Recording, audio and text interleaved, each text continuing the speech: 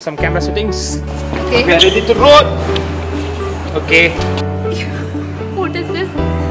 What is this? What have internet become in few years, guys? Camera rolling. Sound rolling.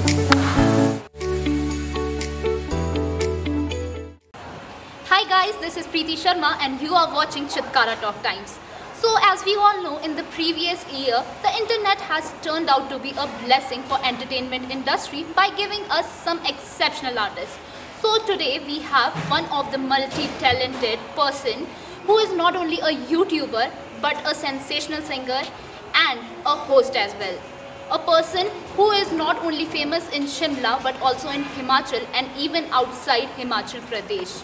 So I welcome you, Drakta ji. Thank you so much, Preeti. First of all, for this amazing introduction, and thank you so much for this.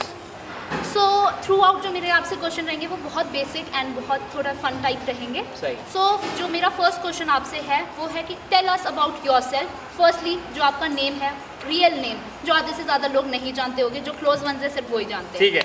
Okay, so hello everyone. My name is Pavan Drakta. I'm basically from Shimla, Kotkai, and I have been born and brought up in Shimla only.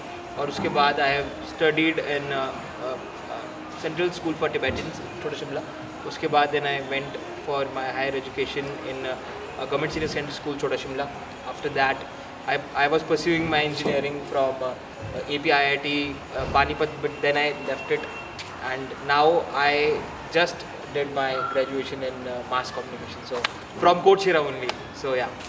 Yeah, so my next question to you is कि tell us about your journey and आप basically यहाँ land up कैसे हुए? मतलब वापस शिमला में ये करता हुआ. वापस शिमला में यही YouTube पे ये सब करते हुए. Okay, so it's a very interesting story. ठीक है. तो I always wanted to be an engineer, but obviously बहुत सारी चीज़ें होती है. तो वैसे मेरे गवर्नमेंट कॉलेजेस के लिए मार्क्स आए नहीं. IIT NIT मुझसे क्लियर हुआ नहीं. बट उसके बाद आई थॉट कि प्राइवेटली इंजीनियरिंग करेंगे. I went for a private engineering college, but then I just dropped out after 1 year. ठीक है.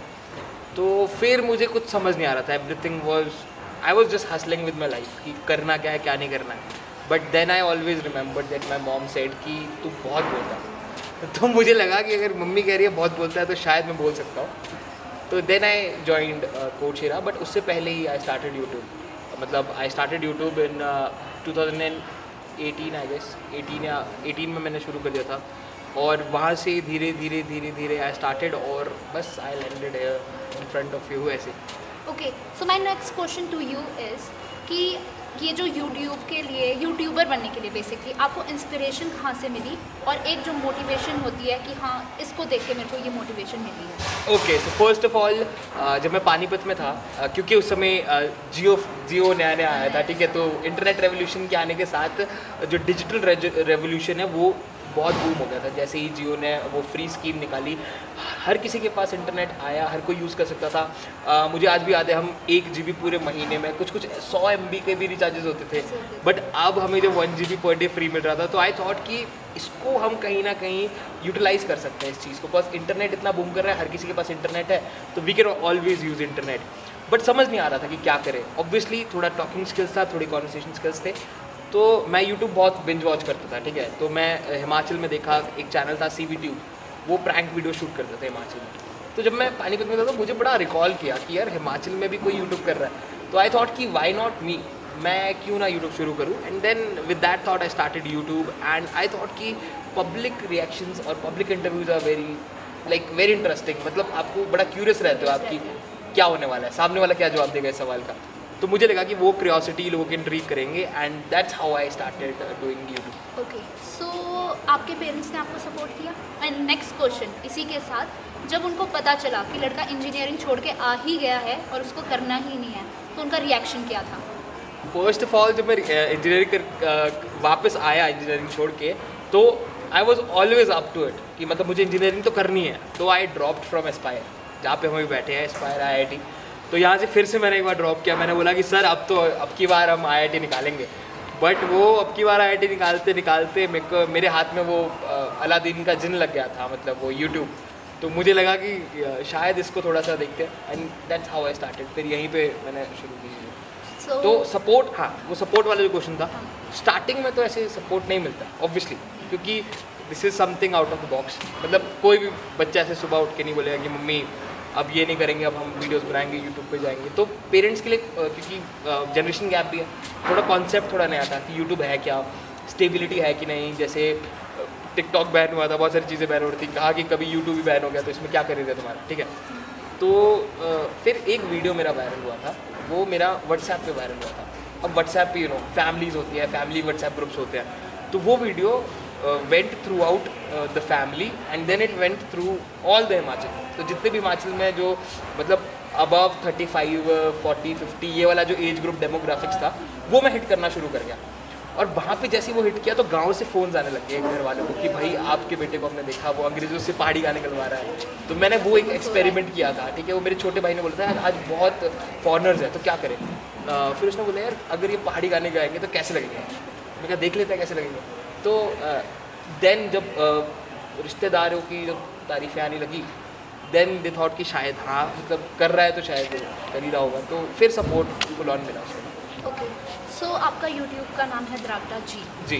तो आपने ये नाम ही क्यों चुना? इसके अलावा आपके पास बहुत ऑप्शंस हैं, लोग डिफरेंट नेम्स रखते हैं किसी भी चीज़ पे, आपने यही नाम क्यों चुना? ओके, तो फर्स्ट ऑफ ऑल जब मैंने यूट्यूब शुरू किया ना, तो मुझे लगा कि क्या नाम रखेंगे यूट्यूब का। तो पहले मैंने सोचा कि शिमला वाले रखते हैं, ठीक है, या शिमला वासी, ऐसा कुछ रखने का प्लान था। लेकिन फिर मैंने सर्च किया शिमला वाले, तो उसमें बहुत सारे नाम और भी थे जो ऑलरेडी इस नाम से चल रहे थे। तो मुझे लगा कि कुछ यूनिक, जब नाम आप सर्च करते हो तो यूनिक, अब हर एक आदमी के पास ना एक यूनिक आइडेंटिटी है, वो है उसका सरनेम। वो हर किसी का यूनिक होता है। तो अब मेरा ऑब्वियसली मेरे को ज़्यादा यूनिक है, द्राक्टा, ठीक है। तो आई थॉट कि लोग इज्जत देना थे उससे पहले हम खुद को इज्जत दे देते हैं।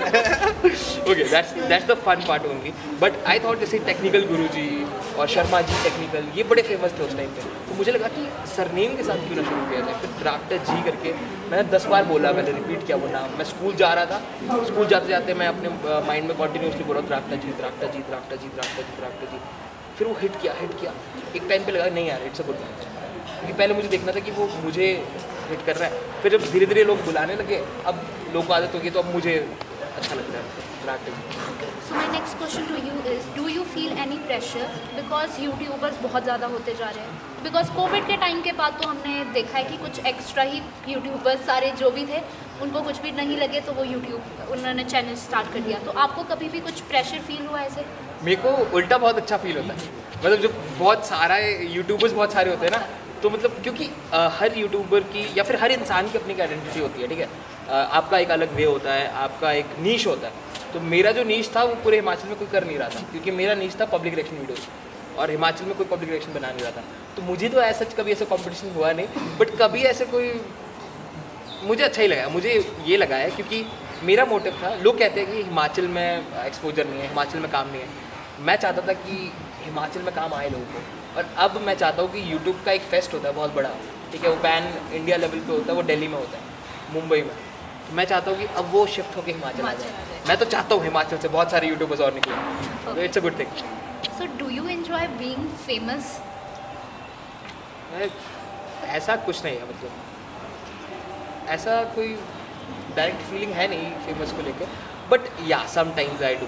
मतलब ऐसा होता है हम कहीं जाते हैं, मतलब what I enjoy the most is कि हम कहीं भी जाते हैं तो देयर इज़ समवन देयर जिससे हम बात कर सकते हैं, या कोई हमें हेल्प कर सकता है। मान लो मैं किसी अलग जगह पे गया हूँ, हिमाचल की किसी कोने में, वहाँ मेरे को कुछ नहीं पता कि वहाँ क्या चीज़ है क्या नहीं, तो वहाँ पे कोई मिलता है तो वो मेरे लिए हेल्पिंग हैंड हो जाता है। और ऑब्वियसली वी फील गुड जब लोग हमारा बनाया कंटेंट देखते हैं, when they appreciate us, we just love it. तो एक अच्छी फीलिंग है, बट कहीं ना कहीं काफ़ी रिस्पॉन्सिबिलिटी है। मतलब ये चीज़ जब आपको लोग देख रहे होते हैं, कॉन्टिन्यूसली नोटिस करते हैं, तो आप कहीं ना कहीं कॉन्शियस हो जाते हो लोगों को लेकर। तो अभी जब मॉल वॉल पे कभी घूमते हैं तो वहाँ पे विस्पर्स आते रहते हैं लोगों के, द्राक्टा जी जा रहे हैं, तो वो थोड़ा अजीब सा लगता है। मतलब मुझे लगता है कि लड़कियों को कैसा लगता होगा जब छिड़ती होंगी, मतलब मुझे लिटरली वैसा फील आता है, तो वैसा फील आता है। Okay, so next question is, जब आपने फर्स्ट टाइम ये अपना यूट्यूब वगैरह सब कुछ स्टार्ट किया, तो कभी आपको एम्बेरसमेंट फील हुई है कि मैं ये कर रहा हूँ किसी को बताने के लिए? एक्चुअली अब इसे या तो ये कह लो कि बचपन से ही बेशर्म था, या इसको ये कह लो कि मुझे थोड़ा कॉन्फिडेंस था जो मैं कर रहा था, क्योंकि मुझे पता है कि स्टार्टिंग के स्टेजेस पे कोई भी चीज़ परफेक्ट होकर नहीं आती है। मैं स्टार्टिंग में कोई भी वीडियो बनाता तो हो सकता है उस पर रिस्पॉन्स कैसा रहता है, लेकिन अगर मैं कॉन्टीन्यूसली वो चीज़ करता हूँ तो उसके रिजल्ट्स आते हैं और वो मुझे आए हुए हैं। तो मुझे कभी ऐसा लगा नहीं है, मतलब ऑकवर्ड नहीं फील हुआ है। हाँ, काफ़ी लोगों ने फील करवाया है कि तू ये क्या कर रहा है, बट मतलब वो बात तो वही है कि कुछ तो लोग कहेंगे, लोग का काम है कहना, लाइक ऐसा। Okay, so next question is why do you think it is worth to go into online video, जो भी आपका content है वो? Okay, so first of all, if you are an extrovert and you want to express yourselves through social media and you want to earn some bit, या फिर तुम्हें obviously अगर तुम्हारे पास कोई टैलेंट है, जैसे आप सिंगिंग करते हो, आप डांसिंग करते हो, आजकल रील्स बहुत ट्रेंडिंग है, उससे पहले टिकटॉक बहुत ट्रेंडिंग था, ठीक है। तो ऐसी चीज़ों से पहली बात तो एक सेल्फ कॉन्फिडेंस बूस्ट होता है किसी भी चीज़ को करने का, और मुझे लगता है confidence plays a very vital role in someone's development, क्योंकि अगर किसी के अंदर कॉन्फिडेंस है तो वो मेरे हिसाब से कुछ भी कर सकता है, मतलब एटलीस्ट ट्राई तो कर ही सकता है उस चीज़ के लिए। तो एक कॉन्फिडेंस बूस्टर ज़रूर है, और साथ ही में मतलब social media is also a boon and a Ben, ठीक है। तो अगर वो बून है कि मतलब सबको कुछ अच्छा मिल रहा है, तो उसमें बहुत सारी चीज़ें जैसे एंग्जाइटी, डिप्रेशन, ये सारी चीज़ें भी साथ आती है। जब लोग कुछ कमेंट करते हैं तो आपका उस पर रिएक्शन क्या होता है, तो आपको मेरे हिसाब से तो आपको बहुत ही नेचुरल रहना चाहिए। लोग कुछ भी कमेंट करें, अगर लोग क्रिटिसाइज़ आपको कर रहे हैं तो उससे कुछ अच्छा सीखो, कुछ अच्छा कमेंट कर रहे हैं तो ठीक रहो, क्योंकि सोशल मीडिया आपको कभी भी मेंटल डिप्रेशन में डाल सकता है, दैट इज़ ट्रू। सो जैसे कि हमने देखा ही है कि आप काफ़ी फेमस सिंगर्स के साथ भी आप मिल चुके हैं, आपने उनका इंटरव्यू ले चुके हैं, तो आपको कैसा लगता है जब आप इन लोगों से मिलते हो? ओके, तो फेमस सिंगर्स की बात करें तो एक्चुअली क्या होता है ना, जब आप बचपन से किसी को सुन रहे होते हैं, जैसे कुलदीप शर्मा जी की बात है, विक्की चौहान साहब की बात है, AC भारद्वाज जी की बात है, इन लोगों को हम बहुत टाइम से सुनते हैं। जब आप इन लोगों के साथ काम करते हो और जब आप इन लोगों को लिए होस्ट करते हो तो आपको एक अलग वाइब आती है, क्योंकि उस समय जब कैसेट्स का ज़माना था तो हम कैसेट्स में सुनते थे मतलब विक्की चौहान साहब को और हमारे नाटी किंग जी।